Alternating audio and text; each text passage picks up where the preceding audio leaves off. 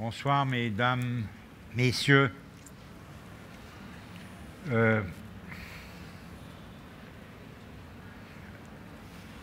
Esther Cohen, professeur en histoire de l'art à l'université d'Aquila, Giorgio Verzotti, grand critique d'art américain, italien, Rome, et Jean-Christophe Amann, mon nom. On va parler un peu de Alighiero Boetti.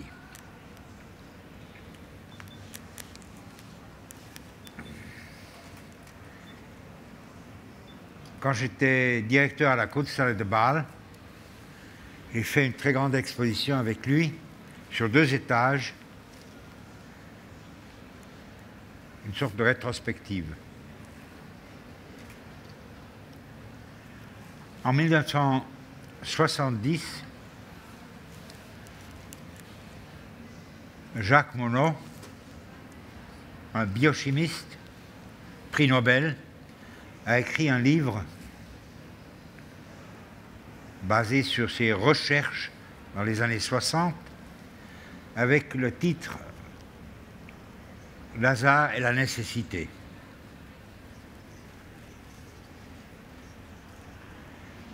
L'hasard et la nécessité est un équivalent de l'ordre et du désordre. L'ordre et le désordre contient le similaire et le différent. À cette époque, c'est étonnant que l'art et la science étaient très très proches quand on pense à l'art conceptuel américain.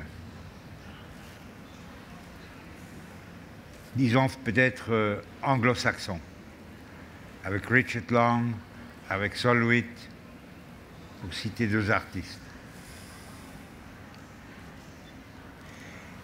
Mais l'art anglo-saxon était formaliste.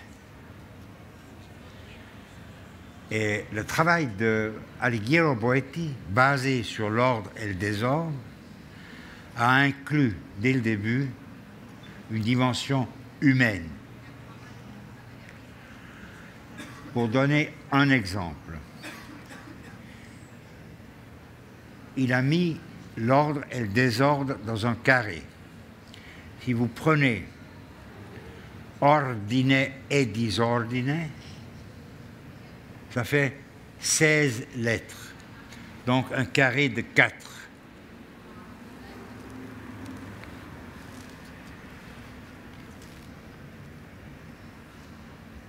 Ce carré de 4 a été tissé en Afghanistan.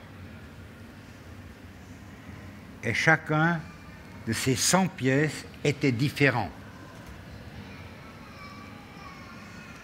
Aussi bien ce qui concerne les lettres que aussi le champ dans lequel ces lettres ont été placées. Pourquoi il a inclus la dimension humaine?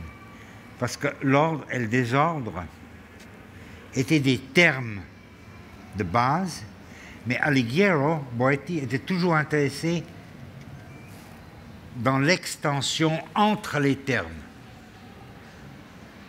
Ce n'est pas les termes en eux-mêmes, c'est l'extension cosmique, globale, qui l'a intéressé.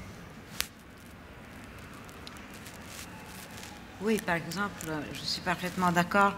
Ce qui est, tu parlais de ordine et disordine, donc c'est ces 2 termes qui sont un opposé à l'autre, mais en effet, ce qui intéressait Alighiero, ce n'était pas de mettre en opposition les 2 termes, mais de trouver à l'intérieur de cette opposition la possibilité de penser, la possibilité d'avoir, disons, que la pensée puisse divaguer, puisse aussi créer, identifier d'autres, disons, d'autres possibilités. Donc ce n'est pas une structure nette, ce n'est pas, donc c'est une structure, naturellement un carré est une structure rigide, mais à l'intérieur de cette rigidité, il y a la possibilité disons, d'inventer d'autres mondes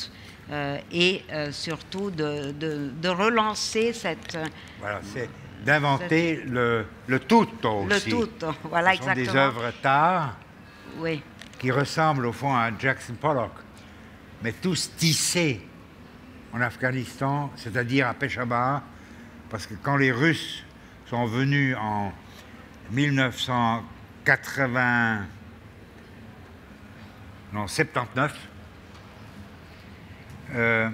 les femmes afghanes qui ont tissé à Kaboul toutes ces œuvres sont allées au Pakistan, à Peshawar.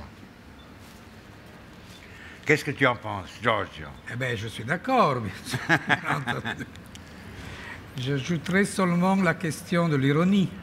Quand tu parles de l'humanité d'Alighiero, je pense que l'humanité a été expressée par l'artiste à travers l'ironie, c'est-à-dire la conception d'un être humain qui, en tant que tel, fait des fautes aussi, qui n'est pas toujours parfait, qui n'est pas toujours en règle, d'un côté. Je trouve de l'ironie dans ce rapport, dans son approche à la science, à la mathématique, à sa volonté de dominer, son désir de dominer la temporalité, par exemple. Est-ce que l'ironie est basée sur le jeu? Absolument, sur le jeu. Mais sur le jeu est aussi basée son idée de vaincre le désordre, d'une certaine façon. C'est-à-dire que sa conscience était que l'être humain est plongé, est placé radicalement dans le désordre, et donc il a besoin d'une règle pour aboutir à un ordre qui puisse être une guide dans sa existence. Et bien sûr, comme Esther disait, il n'y a rien de fixe dans ce ordre qu'on doit chercher. C'est un ordre qu'on peut inventer aussi. C'est un ordre qui est tout à fait, comme on dit, provisoire. Voilà. Sa démarche était toujours d'inventer des ordres provisoires pour s'en sortir d'une certaine situation. Les règles. Voilà, les règles, ça c'est un sujet intéressant. C'est vrai, comme tu dis, parce qu'il a fait une œuvre qui est immense. Les 1000 fleuves les plus longs du monde. Ouais. Une tissée en verre avec des lettres argentées, blanc argenté, et l'autre blanc sur blanc. Et le livre aussi. Oui. Aussi, Ils ont oui. fait un livre avec Anne-Marie. Anne-Marie. Et naturellement, quand on voit cette œuvre, c'est vraiment une œuvre, pour dire, presque scolaire. Mais en fait, et le côté scolaire est ce que tu appelles la règle et l'ironie de la règle. Mais en fait, quand on commence à réfléchir sur cette œuvre, on ne sait pas où commence un fleuve. On sait bien, plus ou moins, quand il se termine, c'est-à-dire quand il mène dans la mer. Mais l'ordre et le désordre est dans le fleuve lui-même, parce qu'il cherche son chemin. Et son unique désir, c'est d'arriver dans la mer. Donc il y a un côté jeu et un côté règle. C'est tout à fait juste. Quelle est ton expérience avec Alighiero? Avec Alighiero, moi je me souviens quand j'allais le visiter dans son studio, il avait toujours un grand désordre dans son studio, des journaux, des pièces de papier, des couleurs, un peu tout. Et puis, alors il s'asseyait là, il te parlait, et il commençait à s'agiter, à bouger. Et puis, bon, tu disais une phrase et il disait « Ah, intéressant ». combien de lettres? 1, 2, 3, 4, 5. Donc il essayait de voir, de visualiser d'une certaine façon comment cette phrase qui, d'une certaine manière, lui pouvait l'intéresser pour la question du jeu, pour la question de l'ironie, pour la question, disons, de relancer quelque chose de différent par rapport à ce que disons, le signifiant que cette phrase avait. Donc, il prenait des notes et comme ça. Alors, ça, je pourrais faire une pièce. Tu te rappelles d'autres travaux avec 16 lettres? Oui, il y en a beaucoup. Par exemple, Dare tempo al tempo, qui est une des... Et ça, c'est très très beau parce que donner du temps au temps, c'est aussi des années de lumière. C'est immense. Mettere i verbi all'infinito. Mettere i verbi all'infinito. Mettere i verbi all'infinito. I verbi all'infinito. Sinon attirare l'attenzione. Comment? Attirare l'attenzione. Oui, C'est une pièce que j'ai. Oui. C'est quand même... ouais. Donc il y en a beaucoup. Il y en a beaucoup et là aussi, comme tu dis Esther, il y a le côté jeu. Et il y a aussi cette idée de mettre des phrases à l'infinitif. Non, mettere il... Alors, donc ça c'est une donnée très intéressante aussi, parce que ce n'est jamais la phrase, ce n'est jamais, disons, uniquement l'opposition, ce n'est jamais uniquement une phrase comme ça qu'il a pu le fasciner, mais c'est surtout essayer de donner, disons, une espèce de certitude à quelque chose qui est fluide, qui est comme le temps, qui est... C'est surtout pas un ordre, parce que c'est jamais metti, mais, ou il faut mettre, c'est toujours mettere, mettre, comme ça, comme une possibilité. Une possibilité qu'il a réalisée dans l'œuvre. Tu peux dire quelque chose sur les Biri, sur les travaux de stylo? Ah ben, c'est un travail capital, je trouve, non? Par rapport à ce que tu disais sur la réponse européenne ou italienne au conceptualisme anglo-saxon. C'était vraiment sexualisé, parce que mettre au monde il monde rappelle, bien entendu, le rapport sexuel. Et je sais que la première œuvre de cette série a été faite par une femme et un homme. Exactement. C'est-à-dire qu'il y a cette idée de se reproduire à travers une existence qui est considérée comme une maladie sexuellement reproductible, comme on dit, comme le disait Woody Allen. Peut-être qu'il faut encore expliquer un peu comment ils ont été faits, ces travaux. Donc il fallait noircir avec un stylo, un biro, des feuilles très grandes, sur toute la surface. Donc ce n'était pas lui qui faisait ça, c'était les assistants, et c'était l'homme et la femme, etc.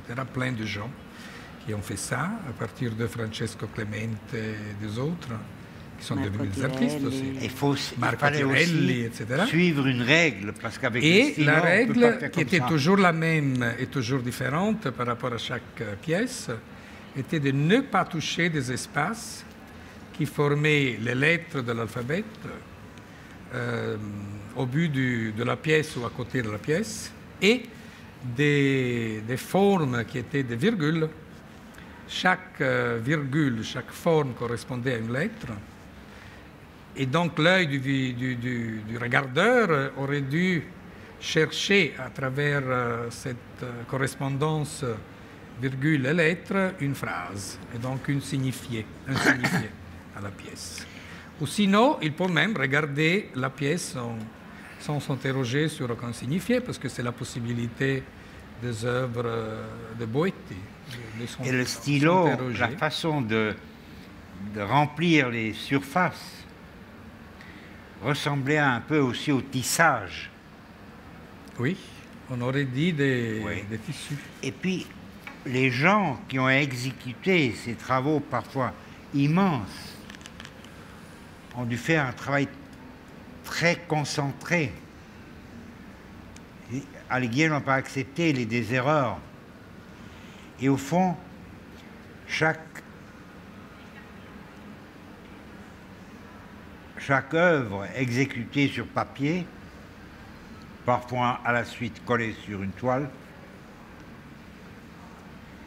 est différente. Parce que les gens qui ont exécuté ces travaux, il y a une expression italienne qui s'appelle pensare tutto tondo.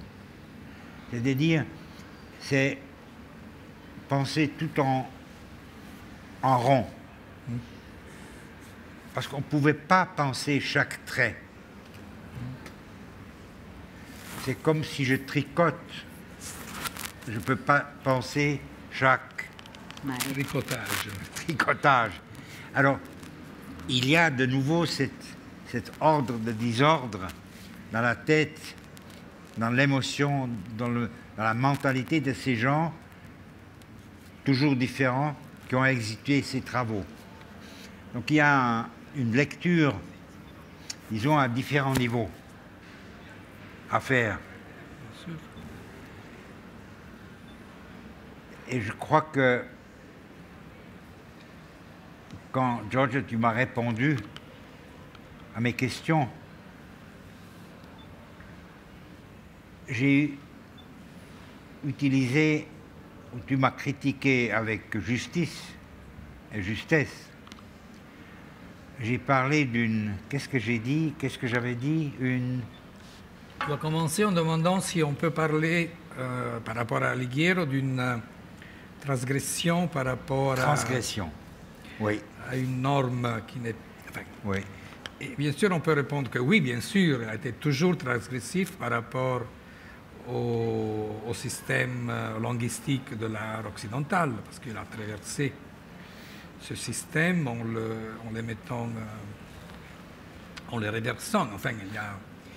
Mais quand même, je pense que son œuvre, et je pense lui personnellement aussi, lui comme homme, comme être vivant, était déjà en dehors de cette dialectique.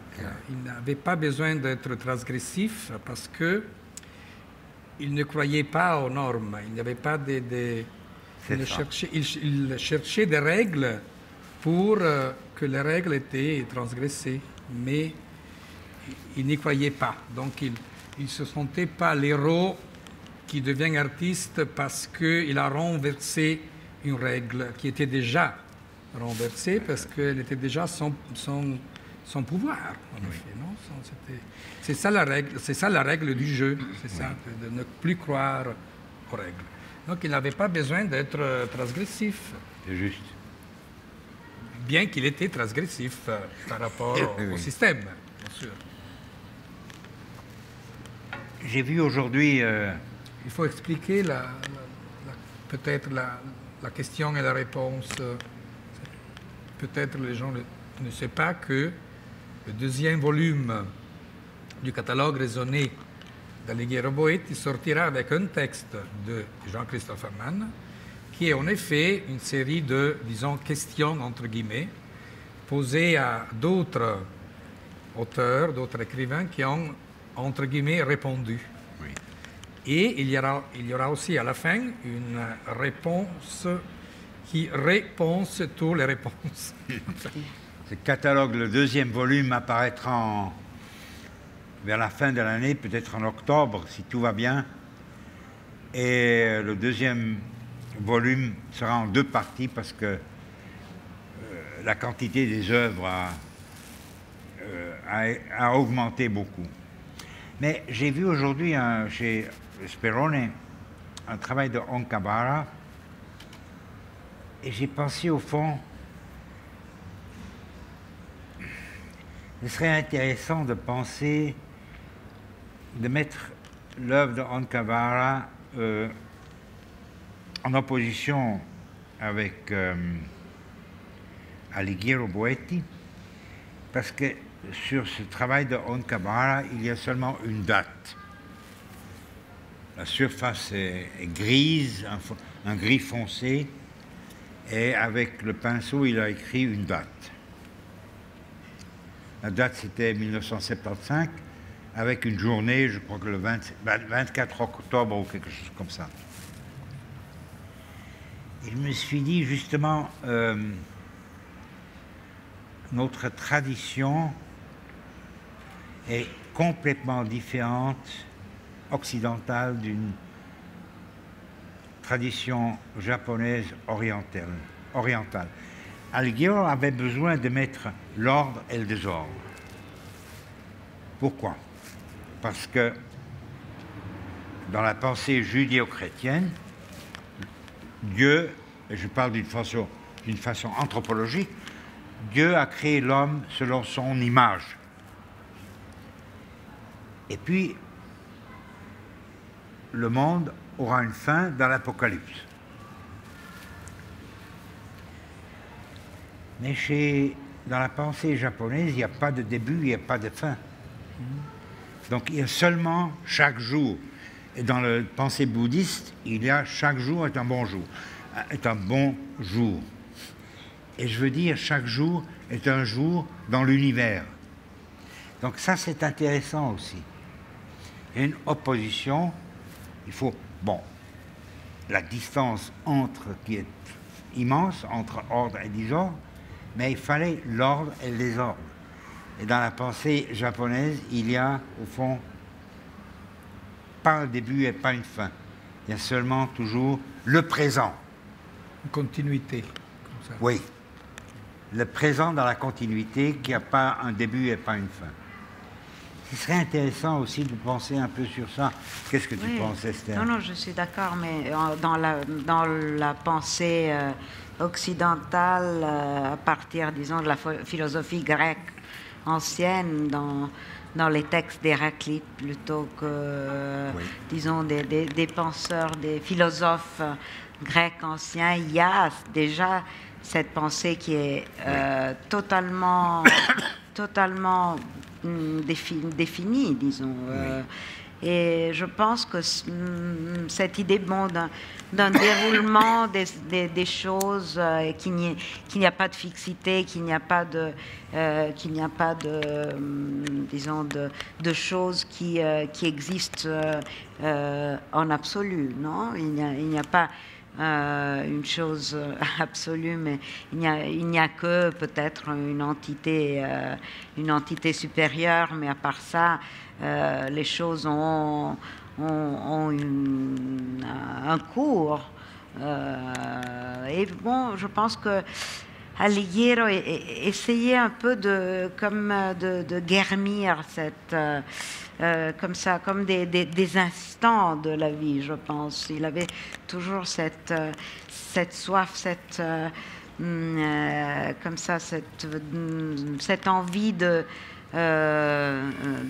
prendre, d'arrêter quelque chose et en même temps de montrer que cette chose qui ne pouvait pas être fixée, qui pouvait être fixée seulement, disons, à travers une unité formelle comme dans l'œuvre d'art, mais elle contenait toute la vitalité, toute l'énergie d'un devenir, je pense, non?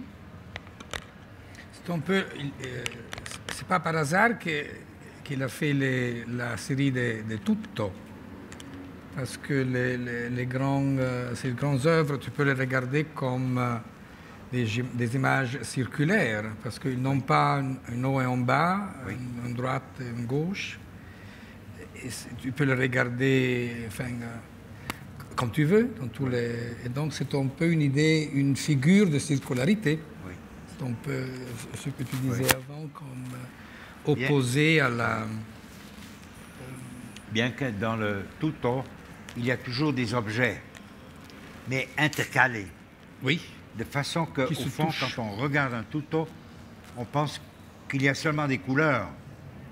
Et des couleurs, donc toujours des tissages où les femmes afghanes ont travaillé il y a même des années sur des toute d'une grandeur de 6 mètres de long, 4 mètres d'auteur. Et à fur et à mesure, on découvre les objets dedans. Les silhouettes. Peut-être on devrait les silhouettes. expliquer. Exactement. Oui, peut-être on devrait expliquer comment il les faisait faire, comme quelles règles il donnait aux femmes afghanes pour exécuter ses œuvres. Donc il envoyait un dessin qui était très précis, mais en leur donnant la liberté, en donnant aux femmes qui tissaient la liberté de choisir les couleurs qui devaient remplir chaque silhouette et chaque image. Mais en même temps, deux couleurs égales ne devaient pas être rapprochées. Oui, donc, elle devait choisir les fils. Et donc, c'était une surprise pour lui-même quand le tissage arrivait dans son studio. Il ouvrait, je me souviens même des fois où ces paquets arrivaient, et donc il les ouvrait. Il ne savait même pas ce qui serait arrivé, parce qu'il envoyait des dessins, mais il ne les obligeait pas à les renvoyer avec des temps fixes, non? Mais tout à fait juste. Il a aussi fait, très tôt, à côté du ordre et des ordres, il a fait les mappes. Et c'est comme tu dis, un jour,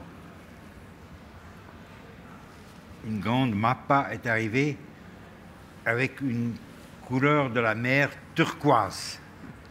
Il est très étonné, il a dit « Ah, c'est très bien, c'est une très belle couleur ». Donc il y a une liberté aussi d'intervenir du côté des femmes qui ont tissé ces œuvres. Dans quel sens tu interprètes, Giorgio, pourquoi il a choisi la mappa? Parce que je pense que c'était une façon de représenter le monde, encore une fois, il tutto. La géographie, par exemple, était un peu une idée de posséder ce que tu représentes avec une cartographie de cette sorte. Et donc je pense qu'au début, parce qu'on sait bien que le premier projet de cette série est une vraie mappa en papier, colorée, avec les couleurs qu'on employait, qu'on utilisait dans l'école. Exactement. Oui. Et là, je trouve un peu cette idée un peu titanique de posséder le monde entier, d'une façon un peu enfantine, si tu veux, c'est encore un jeu. Et d'autre côté, j'ai oublié ce que je voulais dire, mais quand même.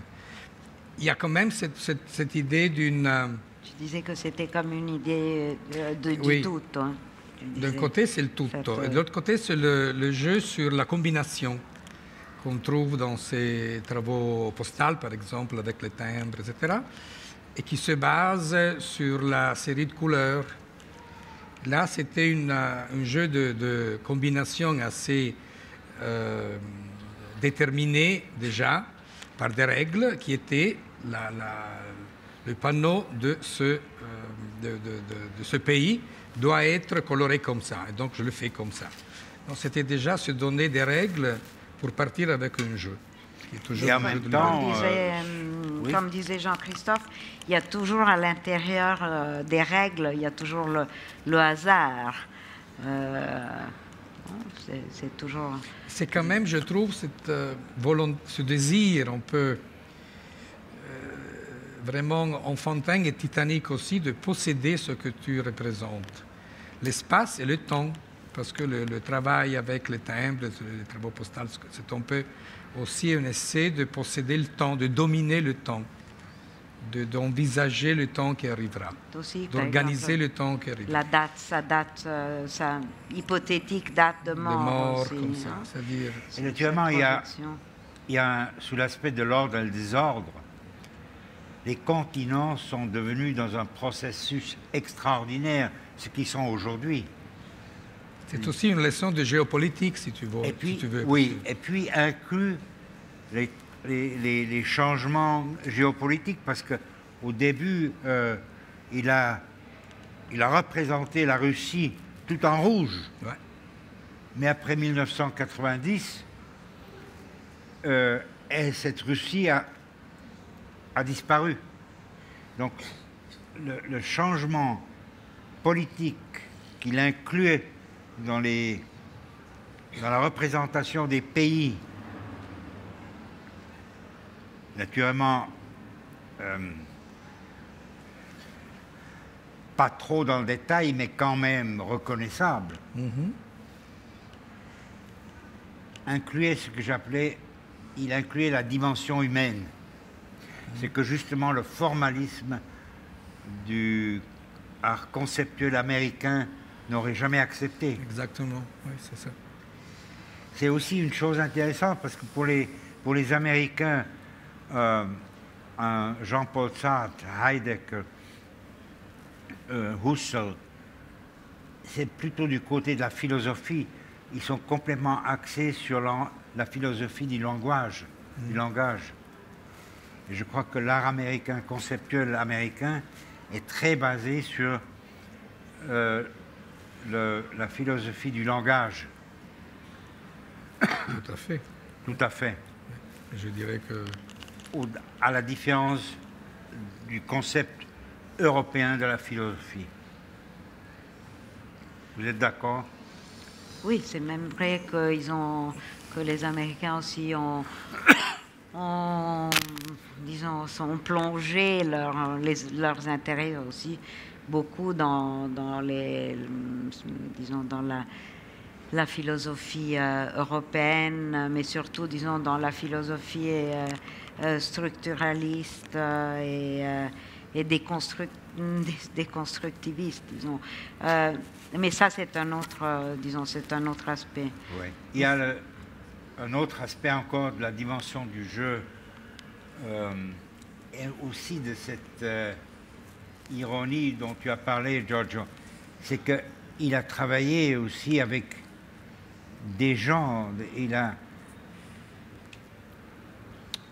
ce travail d'Amile il l'a fait aussi avec des étudiants en France. Ah oui, oui, oui.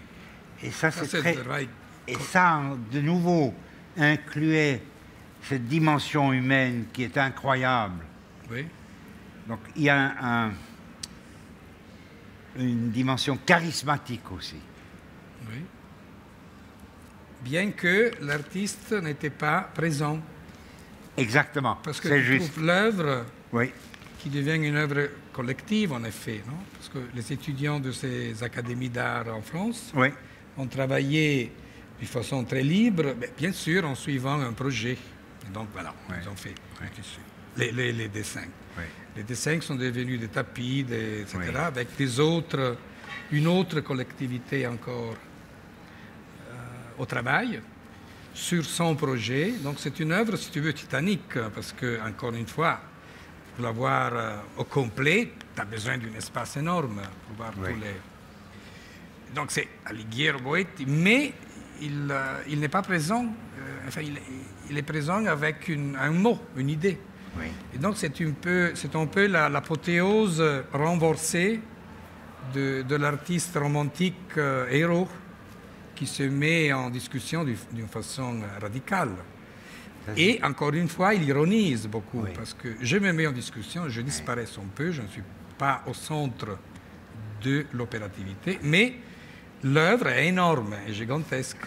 Voilà une fois encore une sorte de...